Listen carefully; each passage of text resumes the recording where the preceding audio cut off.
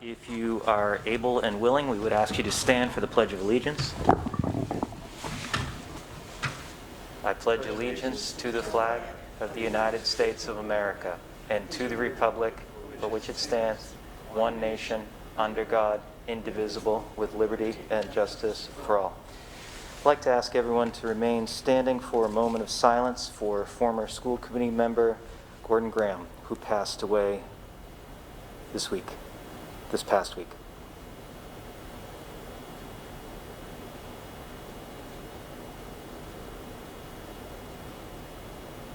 Thank you.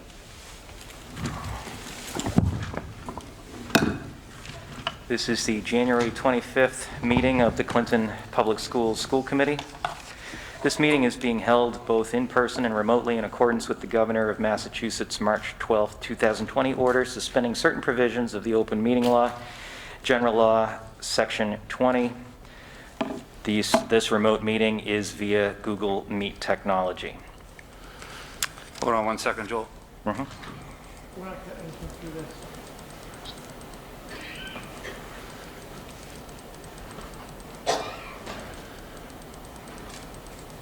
It's good now? Oh, Scott, can you mute the speaker on that? It is. It's my. Oh, it was in there, okay. Are we all set?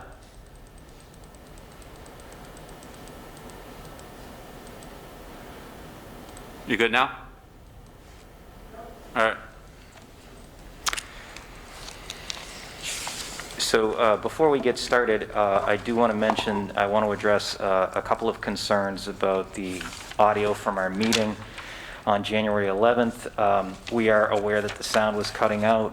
We believe the issue was caused by our wireless internet.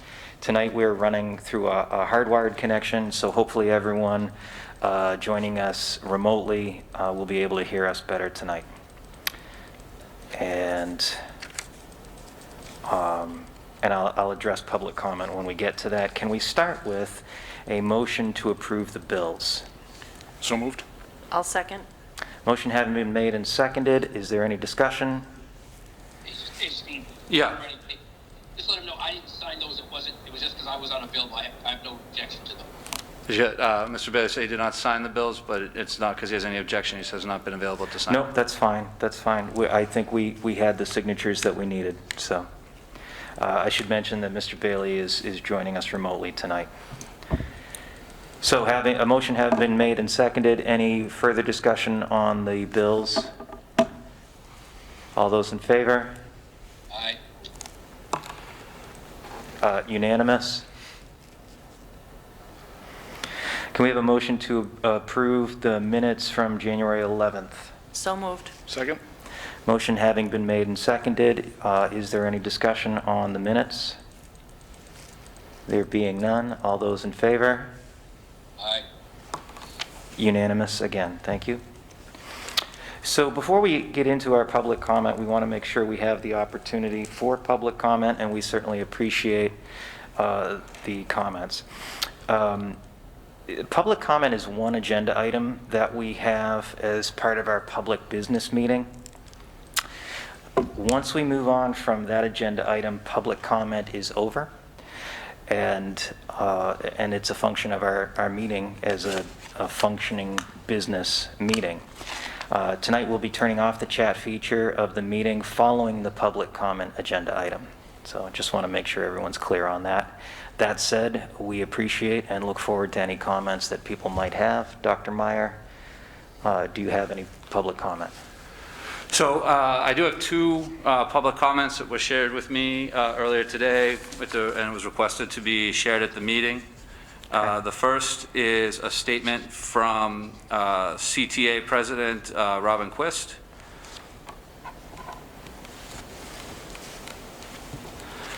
And it just says that the CTA has surveyed our members. 113 teachers voted to support the Board of Health recommendation not to bring more students back into the building until the positivity rate drops below 10%. 2 more teachers thought that the percentage should be even lower. And then I also received communication from the steward of the Instructional Assistants Union. They did their own survey as well. She asked me to share the responses to the first question. The first question said, do you support the Board of Health's recommendation not to bring any more students back into the building until the positivity rate drops below 10%? There were 39 responses, and 92.3% of them said yes, they support that recommendation. So those were the two that were shared with me by the respective union leadership. Thank you. I don't see any right now in the public comment.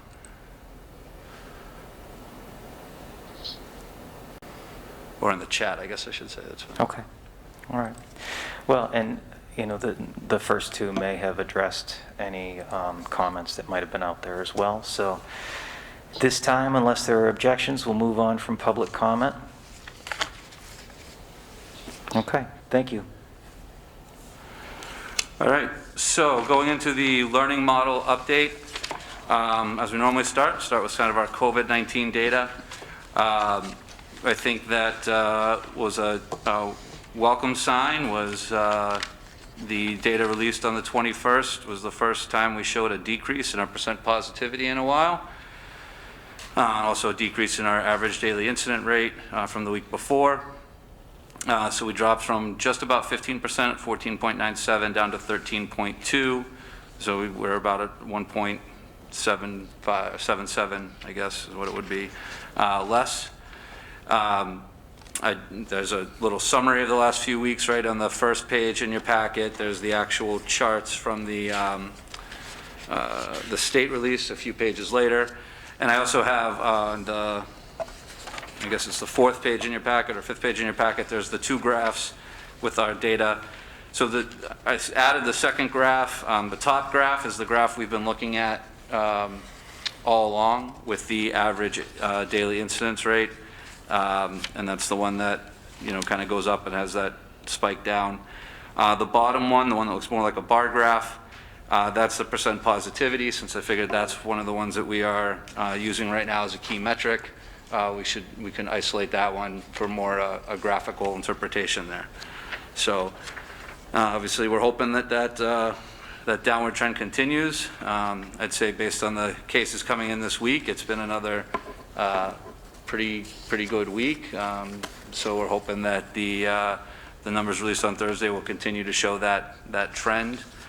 And remember, it's always a 14-day average. So last week we had one good week of data, or one better week of data, but we still had one of the kind of bad weeks of data tacked onto it.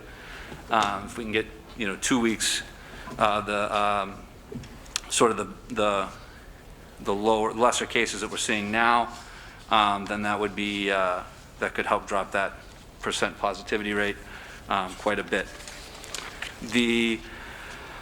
Just some updates on our public school data. Between January 3rd and January 22nd, we had 11 positive staff members and 1 positive student.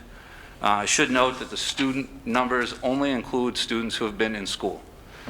So students who might have been remote and were positive are not counted in there. The state, we only report students, positive cases who have been in the building within the last 7 days in their count. We did have 1 case of in-school transmission in a classroom between 2 staff members. And I will talk about the epidemiologist findings. If you go a few pages after the state data, I put a little summary there. So on January 9th, we did have a staff member at CES reported that they were positive. Person had been previously identified as a close contact outside of school, had not been in the building since January 6th. Close contacts notified all over the weekend, and the classroom was switched to full remote learning. On January 19th, one of the close contacts reported a positive test. That close contact did have a negative test prior to that, then became symptomatic, and then received their test on the 18th. So there was suspected in-school transmission since a close contact ended up testing positive. So we talked to we reported that to the state, who referred us to the Department of Public Health. The epidemiologist reviewed the case, responded to me on January 21st. Based on the dates, The epidemiologist believes that this was likely a case of in-school transmission between two staff members who were working in the same room. But the response for that finding is to transition the classroom to remote learning and to test the entire classroom. Because the classroom had already been switched to remote, that was the decision that we made as soon as the initial teacher had tested positive, that the epidemiologist said that the correct action was taken and no further action was needed in terms of that. And then because the classroom had last been in contact with an affected individual on January 6th, by that point it had already been 14 days since the exposure, so no further action was needed in terms of testing. So the only other thing they would have done is they would have tested everyone who was in that classroom to help make sure there wasn't, any additional spread. But since it was 14 days, they said that the testing was not needed. So that was that. When you talk through the DPH, they have pretty clear guidelines based on the number of incidents in a room, the number of incidents in a grade, the number of incidents in the school. But I do think it's important to realize that their numbers, they do have to trace back to kind of one common point, right? So it's not just general cases, they're looking at cases that are linked together for their different cutoffs. So I guess I should say too, since this was published, there was one other case of suspected in-school transmission, once again between two staff members at the high school that we have, I did call in and report today. I spoke to the staff members Friday afternoon, so I have not been able to get findings necessarily from the epidemiologist, but I'd say given the circumstances of it, I don't think it would be any different recommendation than what we had for this one. And also today we did find out of 2 additional positive staff members since the weekend. So since the 22nd, we found two additional staff members reported being positive today. Our current learning model is Remote Plus. We've been staying in that mode, bringing in just our high-need students. The current learning model guidelines that we're working under, the ones approved by the school committee on January 11th, also approved by the Board of Health on January 14th, and also sort of as we heard in public comment, sort of endorsed by both of our major unions, were to allow the current Remote Plus model to continue consistent with state guidance, do not bring in additional students, or move to Hybrid Plus until the percent positivity drops below 10%, recommending a phase-in of grades based on how far we are below 10, and allowing winter sports to proceed with those clarifications. So that's pretty much the guidance we're following right now. Vaccination update. The K-12 educators are part of Phase 2. I know they made an announcement today about Phase 2 starting February 1st. I know they did sort of bump, I think it was ages 65 and over with 2 comorbidities ahead of the educators. But I don't know exactly how that's going to roll out. We don't know if sort of how they're going to distribute to the age 75 and over and age 65 and over with comorbidities, if that's going to be something through like pharmacies, whereas teachers might be more of a general clinic. As of now, 29 staff members have already received 1 dose of the vaccination. That was through some that were able to get it done the day that they were doing the first responders up here. There's also other staff members who have, whether it's through their outside jobs or their spouses' work, nature of their work, have been able to also receive vaccinations. Our survey data, we did a new survey, and 87% of the remaining staff still said that they intend to receive the vaccination when it's offered to them. That's great. Pooled testing is the next one. So this is what pooled testing is it's when you test a group of people, so it's usually somewhere between 10 and 25 people. You put all of the samples collected into kind of one batch, and then you do a test on that one batch. And then that way, if that entire batch comes out negative, then you know everyone in the batch should be negative. And then all you have to do is you have to look at which of those batches of samples have a positive case in them, and then you have to go back and then drill down and do a second round of testing on any of those batches that have a positive, so you can identify who the positive one in the group was. So it's kind of a more efficient way of doing testing. The state is funding a pooled testing initiative.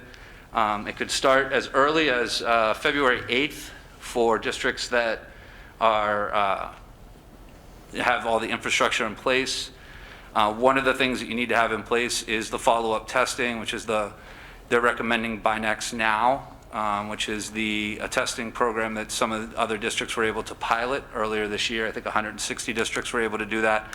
Clinton was not one of them. I think a more realistic target for us would be to try to get involved in this following February vacation, right? The week of February 8th is right before the vacation week, and then I think that having those extra 2 weeks hopefully will allow us to get the infrastructure together. There was a webinar on this on Friday where they tried to walk through sort of what the process looks like. You have to sort of do statement of assurances and kind of an application. A lot of it through March 28th, basically through the end of March, the state will pay for this testing. And then if the school district decides, if any school district that decides to continue with the testing, at that point it would be at a cost to the district. However, they are expecting that we should be getting an allocation of ESSER 2 funds, what they're calling it. It's similar to the ESSER funds we got over the summer for COVID-related expenses. There's another round of that grant that was part of the package passed in December. And one of the things they're suggesting is that districts who wish to continue with the testing program should allocate funds to that program. The approximate cost of a test is $5. They're recommending weekly tests, so that's about, for us, it'd be about $11,000 a week if we were going to do testing for everybody in the whole district. If it was hybrid and we were only testing maybe half the people, that could cut that down. And then that's not counting the follow-up testing, and that's not counting any of the additional staffing or anything that might be necessary to coordinate the testing. So, but we'll see. We do have, I think right now, the fact that the state is providing it for free, I think it's definitely something that I would recommend that we pursue. We try to see how it goes. I think as a state, I think most districts are going to try to participate in this. I think it'll allow us to gather a lot of data on a statewide level. And I think by the time, the end of March comes, I think we'll be able to see, where do we stand at that point with vaccinations? Where do we stand at that point with the percent positivity or the average daily incidence rates in the, in our community or in the state, and whether or not we found the program to be useful in deterring the spread in the schools, of whether or not we would decide to continue with it at that point. Essentially what the state did was they did all the procurement. So they went out and they worked with vendors to get vendors to sign on, so that there are 3 vendors right now. There might be more that they add, but right now they have 3 vendors that if you say you want to be part of the program, they're going to try to sort of regionally assign districts to particular vendors, unless you have a major preference, like if you already have a working relationship or something with one of them. And that way, because some of the things, some of the logistics of it are any samples you take have to be transported to the lab, through a courier or a van or something like that. So the thought is most of these places are located in Boston. So the further away from Boston you are, if it's regional, you might be able to pool resources to try to get your courier service in there. So the testing would be done once a week. That's the recommendation. What they're saying is that for any school, you don't have to participate at every school, but every school that you're participating, they say they want you to include all school staff, make that opportunity available to all school staff, including bus drivers, cafeteria workers, custodians, everyone in the school. Make that testing available to them if you're doing the school. So I think, there's 2 more webinars this week. There's another one tomorrow, and then there's another one on Friday, I believe. And, we have a meeting I scheduled a meeting for tomorrow with our administrators and our nursing staff and our technology director, really to start trying to look at some of the logistics of this in terms of what we think our needs would be, what this could look like here, what do we think we might require for staffing, and where we are in our readiness for getting the follow-up testing and those types of things. So that's pretty much where we are with the testing. And then the last thing I had for our update is sort of our proposed plan moving forward. Our proposed plan moving forward, there's a sheet in here that just says plan moving forward once the 10% threshold has been met. Literally, I haven't changed this since last week or last meeting. So this is the same plan we had last meeting. We proposed last meeting of it outlines the phase-in priorities, but I think it should note that, you know, the whole concept of phasing grades back in is also based on the kind of based on how far we are below 10%. So it's more likely that we're going to bring more grades in the lower we are below 10%. So for example, if we had a couple good weeks in a row and then another bonus one in, you know, over February vacation, and now our positivity rate was very low, we could be potentially going to like a full hybrid or close to full hybrid model after February vacation. I think that's all I really have as an update for the learning model. I don't know if there's any action that needs to be taken at this time, unless that's the pleasure of the board. So you're not seeking a motion for us to move forward if we get accepted into the pool testing plan? That's, first of all, I don't think it's our purview, but. Yeah, I mean, I don't think it requires a motion from the school committee to go into that. I think that's something we can just authorize. Certainly, I want to inform you of it. It's my recommendation. If you have any concerns, I'd be glad to talk to them. I guess the other thing to really make sure people at home know, if you're listening, is that the program does require consent, right? So if you're someone that says, I do not want my child tested, well, your child wouldn't be tested because it does require consent. Same with staff members. So I just think, I know that's a major question that some people may have, so I just figured I would outline that. Thank you. Let's see. Okay, so I got the other one down there. All right. I think that's all I have for a learning model update, unless there's any questions or comments from the board. Okay. So move along to my report here. Oh, I guess one thing I would highlight in your packet, I did include a letter from the Mass Association of School Superintendents that was written to Governor Baker. And essentially what they're asking for is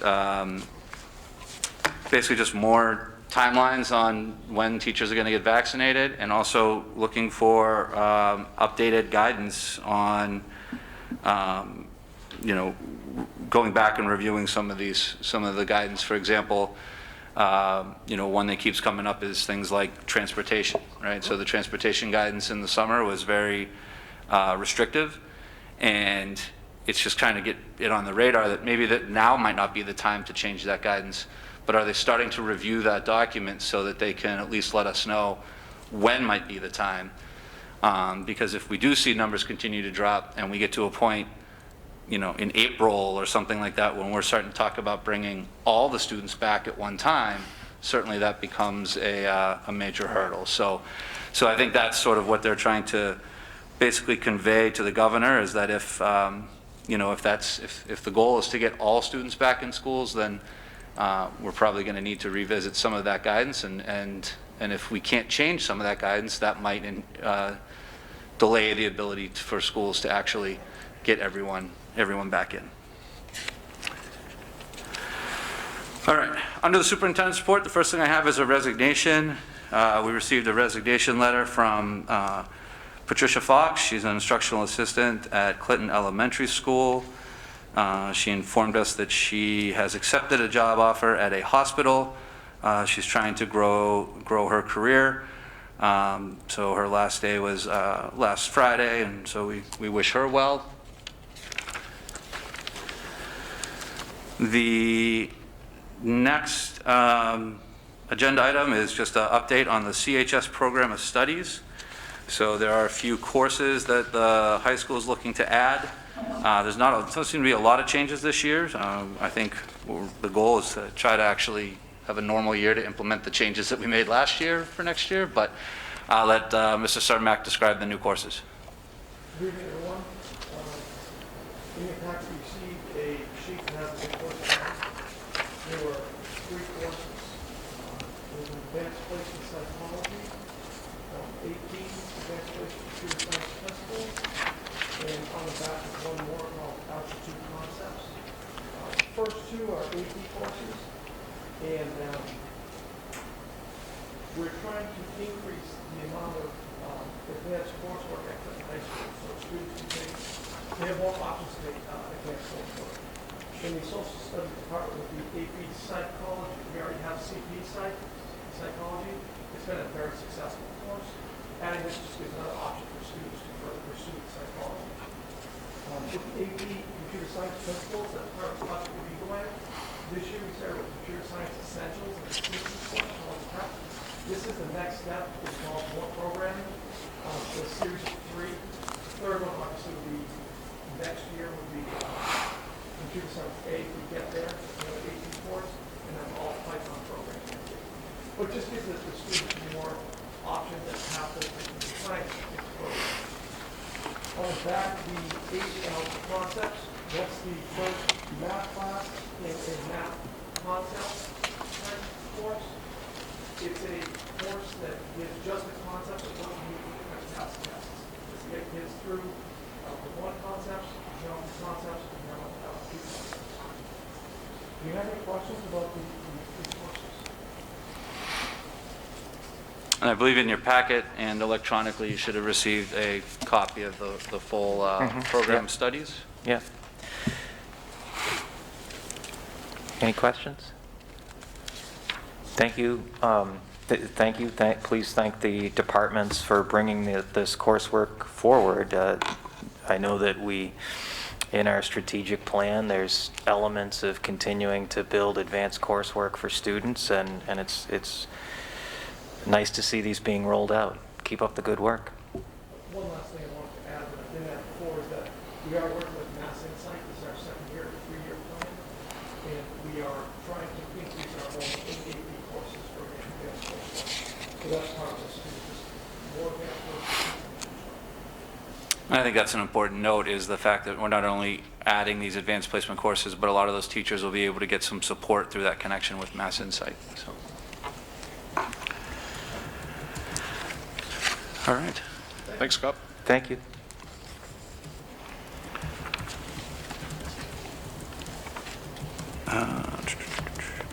All right.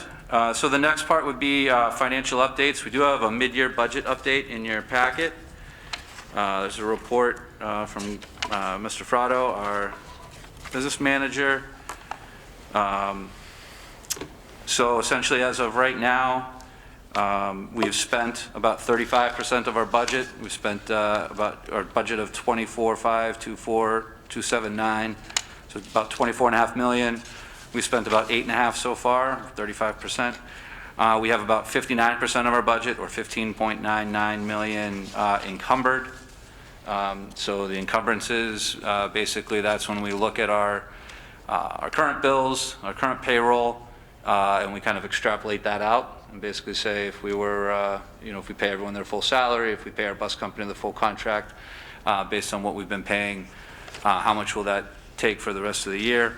And that leaves us a budget balance, an unencumbered budget balance of $1,449,364. Basically 6% of our budget at this point is not already completely spoken for. Now there are some key things in there, some things like substitutes and sick leave buyback and some stipend positions and things like that, like coaching stipends and those types of things that have not been encumbered. So because they're not really, normally we could encumber the coaching salaries a lot, but this year we have not because of the uncertainty necessarily of which sports will run and which won't. And typically, we don't encumber the substitute lines, although we do have quite a bit drawing off the substitute lines right now because of some of the long-term sub positions that we needed because of COVID. We can go through the line by line in a minute. Managing unemployment claims. So unemployment fraud has been rampant this year. There was, starting over the summer, we started seeing lots of unemployment claims. I think I've applied twice so far. Not really, but my name's come up twice in the report. We should point out, though, that this isn't our people that are filing these claims. This is correct. This is fraud. These are like fraud. scams, right? Right. These are people who are basically trying to like steal an identity and file a unemployment claim on your behalf. And it's happening all over the state. But what's great is Mr. Frado's been all over it and working with the town, and actually we were able to get a lot of claims refunded by challenging some of the fraudulent unemployment claims. So we got about $35,000 actually refunded to our unemployment account, which was good. So he's staying on top of that, which has been a huge help. And then the CVRF, which was the COVID relief fund, and the RLTE, which is the remote learning technology grants. We've pretty much expended those. Our goal is to expend them by the 12/30/2020 deadline, although that deadline did get extended out. It didn't get extended out until the 27th, I think, or something like that. So we had planned to make sure we used all that money. You can see some of the breakdown. A lot of it was in contractual services, looking at things for remote learning. A lot of that was software, learning gaps, and using consultants to update IEPs. So a lot of the stuff we were doing like testing on the weekends and things like that to try to get caught up on some of our special ed services, and our transportation capacity.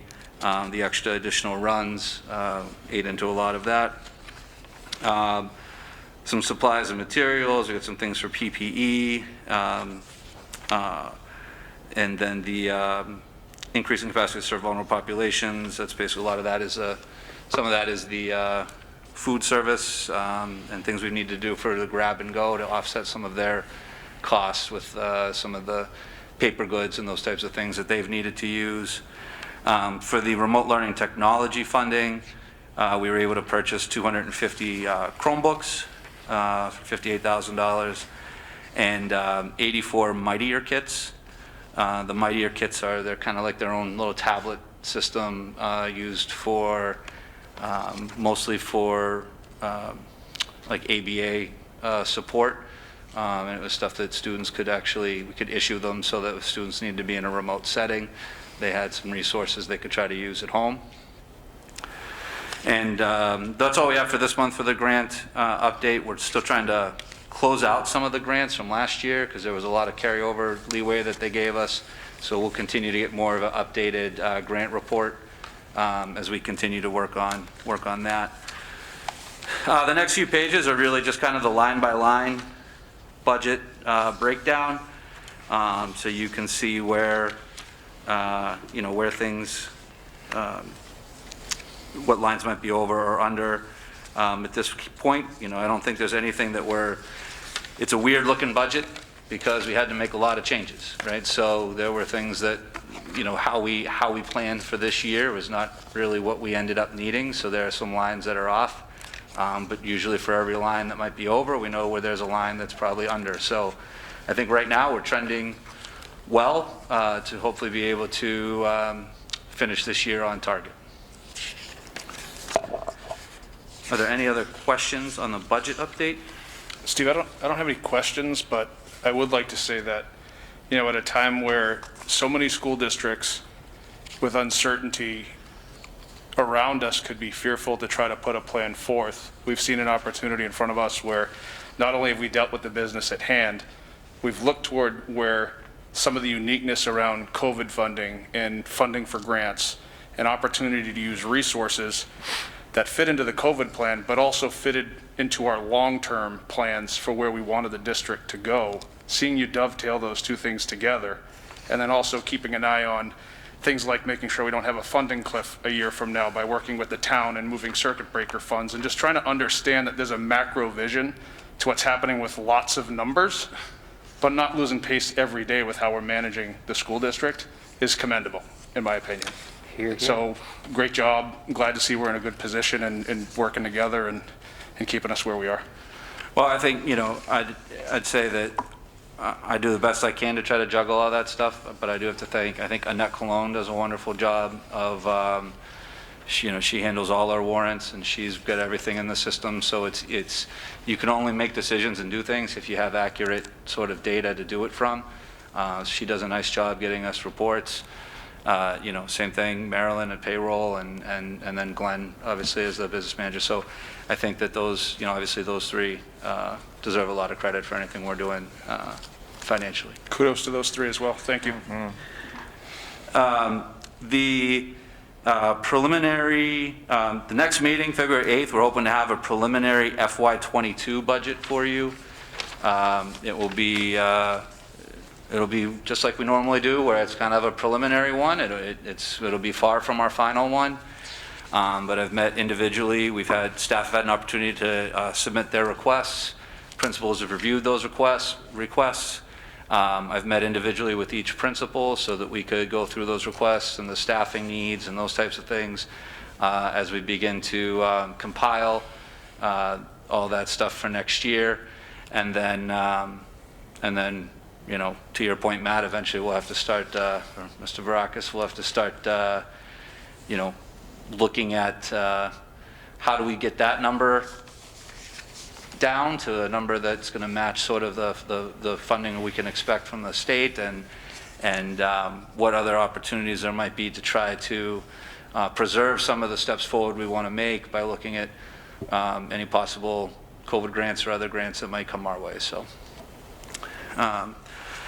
you can look forward to that. That's your teaser for next meeting, FY22 preliminary budget. Facilities update on the 4th coming up, so between now and our next meeting, we do have a meeting with the School Building Authority regarding Clinton Middle School. This is just another sort of one of their due diligence steps as they look forward, as they try to figure out how they're moving forward through the pandemic. Normally, on a regular year, schools would have been invited into the MSBA program around the end of November, maybe early December. And here we are at the beginning of February, so they're a little bit behind. But we had a meeting earlier with them this year, and now we have this follow-up meeting. So I think it's a good sign that we kind of moved forward in their process a little bit, and then we'll get to see if we continue or not. The town surplus property committee has been meeting, and I know Mr. Bailey, I don't know if that's something you want to speak to, or you want me to try to relay that? Yeah, Steve, if you could, I think it's something that, I know we talked about it briefly, if, maybe yourself and Joel, or I could just send an email to everyone. I think maybe not for our next meeting, but the one after that, maybe we need to kind of decide what we want to do with those two buildings. And if you want to talk more about it so everyone can hear. Okay, so the two buildings that that he referenced that have come up in this town building committee meeting is essentially the fire station, which I think we know, trying to look at what's the long-term goal for the fire station, but also looking at the central office building in terms of what's the long-term plan for the central office building. We do house some great programs there. The adult learning center is up there. The early childhood programs are there. But there is a lot of space that's not used on a daily basis. So I think just sort of the idea is to just kind of look at that from just a big picture standpoint of, if that boiler broke tomorrow or that roof needed replaced tomorrow and we needed to make, a $2 million investment in that building, is that really what we want to do, right? Or there are any other options? So I think that's that's just the plan, is just kind of get that on the radar. And it might, the answer to that might be yes. I mean, that's fine, but it's just, I think that's part of what they just want to examine as they're looking at all the various town properties and just kind of looking at bringing that one into the fold as well. Facility director search, I think we had some additional, screening interviews this week, I believe, that were completed. I think we're very close to moving forward with finalists at this point. I would hope that this process would be wrapped up within, hopefully by our next meeting, that we would have a candidate. I think we're getting close. But that's, I think that's about what I have for an update. I don't know if there's anything. No, I think that's about it. I think just as a call out, having Alexis Teixeira on board and her helping to run the process, having been through the middle school principal search, it really it elevates the opportunity, right? It elevates the support we have, the resources. So, great job by folks getting her on board, because I think it makes a whole lot of difference with the different openings that we're trying to work with, right? And in a short amount of time, she's doing great. So it's going well. Yeah, and I would second that. I'd say, having been through, a lot of hiring processes, some of the behind-the-scenes stuff she's been able to do with helping to basically almost do a preliminary phone screening with candidates just to make sure that before they come in for an interview, that everyone's on the same page, has really helped, I think, make the process more efficient and hopefully more thorough. So I think it's been a great opportunity. My last update here is just the influenza vaccine update. I know it came up at the last meeting, and it's gone. So there is no more influenza vaccine update. I believe the official notification said that they determined it has not been a bad flu season. I believe there's probably some other factors that also led to this as well, but the requirement for all students to get the influenza vaccine is now lifted. I believe they still are recommending it, and it's not, and we're certainly not saying don't get a flu shot for your student if you were planning on one. I mean, that's fine, but it's no longer required like it was. And I believe that wraps up my report. Thank you. I do think it's, I would love to at some point see the data with all of the precautions and safety procedures that are in place across the Commonwealth and the nation, and whether or not that actually has an impact on True. it being a mild flu season. But do we have any updates from any of the advisory committees? We'll just take them in bulk. I don't believe so. Okay. And we're going to go into executive session for an update on negotiations, I believe. Is that correct? Okay. Anything under old business? Anything under new business? Can I just share one piece of news here that came in a little bit later? So Chris DeHaan, our new director of technology, he reached out to T-Mobile for something they had called a Project 10 Million grant. And we were awarded or selected to participate in their Project 10 Million grant program. So we were approved for an additional 265 hotspots. Oh, wow. That'll come free with 100 gigabytes of data each year for the next 5 years at no cost to Clinton. Wow. There is, we could buy additional data if needed at a lesser rate. And then, that's the main benefit. It's the hotspots. It's part of their Project 10 Million to try to get people connected. So he was able to reach out and get that. And I believe there might be some additional discounts on some hardware that we can get through T-Mobile that's associated with this too. I can get more Wow. information at some point from Chris by the next technology update. But That's this great news. email came in, so I Great wanted to share news. that. Yep. Awesome. Anything else under new business?